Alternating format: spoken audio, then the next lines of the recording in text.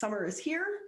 You feel the hope in the air right now with the vaccine and the warm weather. So many people are ready to get up and get traveling once again. And there is one business model that is starting to make headlines right now. Looking for a place to stay, but you're also a marijuana smoker. Where do you stay? Well, bud and breakfast could be just the answer for you. Joining us now on the show, Sean Roby. He's the CEO. Thank you for being with us. Thanks for having me. I will say I was on the website, Sean, and I'm like, I don't smoke weed, but can I just stay at some of these places? I mean, what cool places that you found. Well, absolutely. I mean, we have couples, where one member will be a diehard cannabis consumer and the other one won't be. And, it's not set up to where you have to, fully consume when you get there. It's a vacation rental, so you can take what's there or you can leave what's there. So with that, Sean, let's just kind of start at the beginning here. Tell us more about Bud and Breakfast, and how did you come up with this concept to begin with? Sure. So we're an online reservations website for vacation rentals for people who are cannabis enthusiasts. We started back in 2013. I actually got the domain back in 2001 for about $6. And I was in the wine industry in Napa, and our family owns wineries there, and we would be taking people to, wine tours and foodie stuff. And they would always be really interested. Generally in California, there would be, a few plants kind of hidden in the back of the vineyard, and they'd all be like, ooh, snicker, snicker. And, it's since then, I kind of realized, wow, this is, at that point, it was really liberalizing back in the early 2000s in California. It was kind of legal without being legal already. And, I saw that there was a great interest in this, and it just kind of popped in my brain. Maybe I was young enough back then and still inspired on that level, but Bud and Breakfast, yeah, it just came.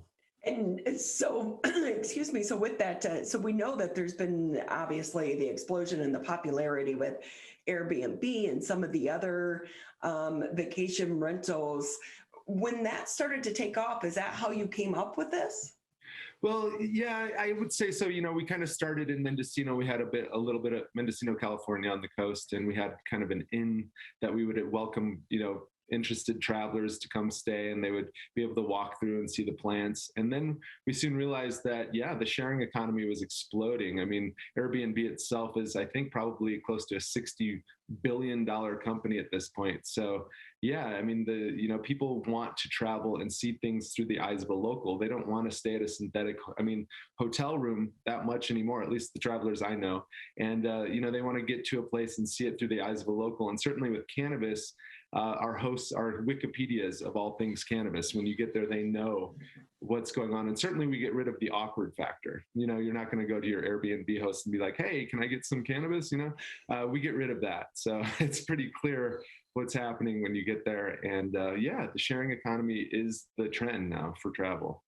So with that, Sean, too, obviously we do know that here in the state of Michigan, cannabis is legal now, but in other states it is not. So where do you operate? How do you navigate that world? Sure. Well, like just as an example, when we started in Colorado, we were kind of the epicenter. And so we would draw in, people from neighboring states.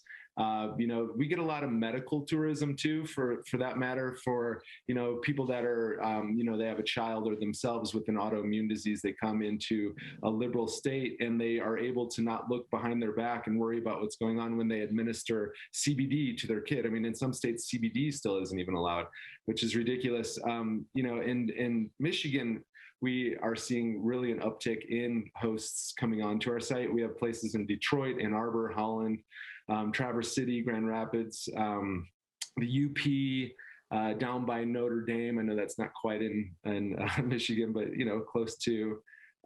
It's kind of the new Amsterdam is what's happening, and it's a different type of traveler. It's not the drunken, rowdy travelers that are coming through. It's a very calm. I mean, we get reflections all the time, from our hosts that are really excited for this type of traveler. They're into nature, they're into walking, they're into relaxing. That's the main point. right? It's, Relaxation. yeah, it's funny because we were having a conversation yesterday, some of our friends talking about you never hear of people that are smoking weed and getting high, then getting in fights or bar fights and No, breaking definitely not. things.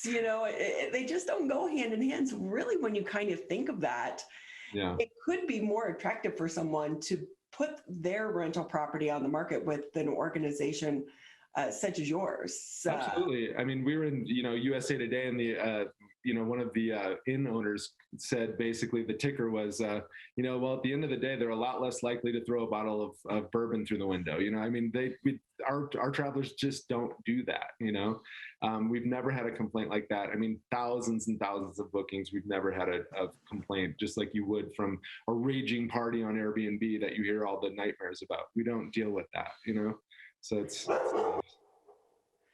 So with that, again, sorry, my dog's making a visit here on the show. Sean Roby with us here on the MegaCast. He is the CEO of Bud and Breakfast. And Sean, if I can ask you, how are things going in the middle of the pandemic? Has business been up because people are more comfortable going to a private home? Right. Well, I would say that the travel industry, hospitality in general, just got crushed. I mean, we got crushed. It was basically like we were seeing a threefold increase on bookings and accommodation increases every year.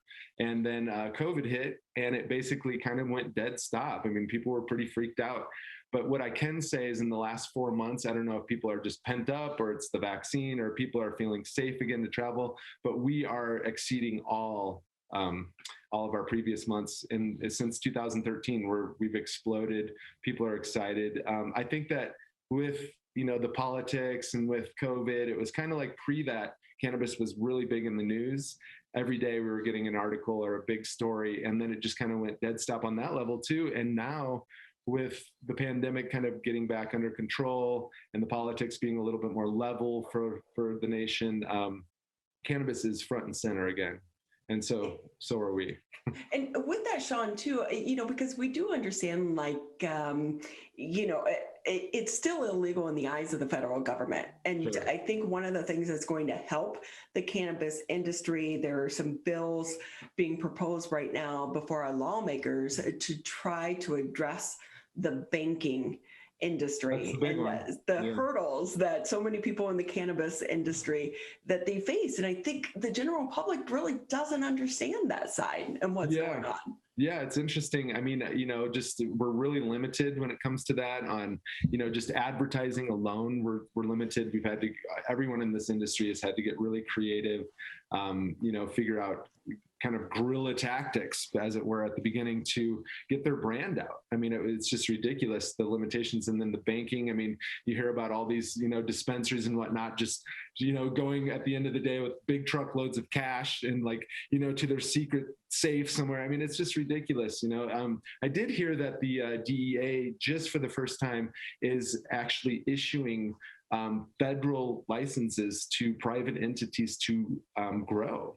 And so that is amazing. I just got the news of this last week. I'm not actually sure how that works with it being federally illegal and then being issued licenses. That's pretty interesting. But I do know that this year we're going to hit about 100 billion in the cannabis industry for the U.S., and that's something to pay attention to. Yeah, and with that, if we can ask you as well, Sean, how does this work if someone does post their property for rent? Sure. And now, are they also helping some of their visitors secure getting marijuana or cannabis if that's what they want? Or is this just really a place that you can rent and you can smoke and be free to do so? Sure, it's the full gamut. I mean, it's literally like we have places that are 420 friendly. You can smoke out on the deck, and there's a dispensary around the corner. Or the ones that really do well, I mean, seriously, like we have people that make their entire yearly income by doing this. They are all inclusive. You get there, you walk in, instead of an alcohol bar, there's a bud bar with all the trending strains and jars, and then you walk in the other room and there's a cannabis yoga class going on, and then in the next room there's a CBD infused massage, and then maybe for dinner a lot of the hosts will include a microdosed infused chef, like professional chef that is, well acquainted with the industry, knows what they're doing, and comes in and will cook an event, and host a big event for these people. I mean, the hosts are getting so creative at this point. We even have in Napa, we have a host who put up a zip line over his vineyard. So you're zip lining and there's the Pinot Noir, and then you look over on the other side and there's the OG Kush. It's people are getting really creative. Puff and paint classes, going for walks in nature. I mean, in Denver, for instance, we'll go and for the all-inclusive, we'll go to the airport, pick somebody up in a shuttle, and on the way out of the airport, they already have a joint in their hand because you're allowed to smoke in buses here. And then they go to the dispensary and they get way too much cannabis because they're just so excited. And then they go to the bed and breakfast where there's already way too much cannabis.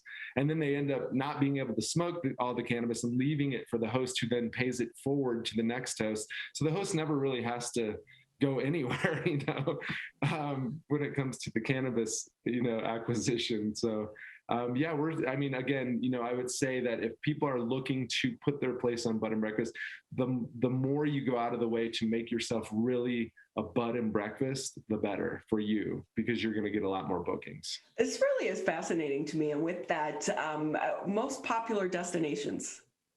Oh, I'm Michigan right now. It's blowing up. It's amazing. Illinois, DC. I mean, Colorado's always been big. Internationally, Jamaica, of course, Amsterdam, Holland in general, Canada. I mean, it was, obviously we have the border restrictions now. But yeah, state-wise, I would definitely say Colorado, Michigan, Illinois, and DC, and probably New York is really coming on strong now because obviously they just legalized. The whole sort of New England zone is coming on board strong. So that's our big push next, is that East Coast, geography. Sean Roby with us here on the MegaCast, CEO for Bud and Breakfast. Just another minute or two with you. If someone wants to list a property, how do they do so? Yeah, they just go to www.budandbreakfast. It's almost just like bed and breakfast, but just use a U, budandbreakfast.com. And just create an account up in the upper right. It takes about a second to sign up, and then list your property. And certainly if you have any questions, through the prompts, you're prompted, you'll add photos, you'll add a description. Again, the more the better, just include where the dispensaries are, include, what you provide as a host, and make yourself pop, make yourself stand out from, your Airbnb neighbor who's next door, make yourself really stand out. That's the goal. Well, you are an entrepreneur, and I see this industry only continuing to grow. So Sean, we so appreciate your time today. Absolutely. Thanks for having me. Have a great day.